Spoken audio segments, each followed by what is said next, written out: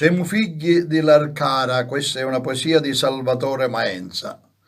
Siamo figli di sti rocche, di sti pece incatastate, di sti splendidi grifoni che da sopra su pusate. Siamo figli di ste fonte e di st'acqua cristallina. Siamo figli di sto sole e di st'aria da mattina. Siamo figli di sta torre che ne fa da sentinella e di st'aquila reale che brilla in cielo come una stella. Siamo figli di sta rotta che scavata dentro a roccia, onde l'acqua con pazienza recama goccia a goccia. Siamo figli di sta terra, di ste campe travagliate, di ste mano che ne decadde, di ste fronte surate. Sogno un figlio come tante, sogno un figlio dell'Arcara, a ma terra a pallassare, ma non la posso mai scordare. Quando penso o me paese si fanno luci dei miei occhi, penso sempre di tornare.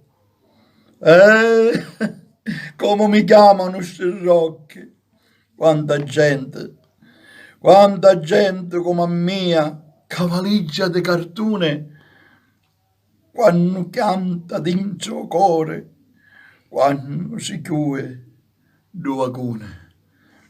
Oramai sogno un forestiere, ma mi sento sempre l'arcarise. Nto me core c'è l'impronta da me terra e do me paese.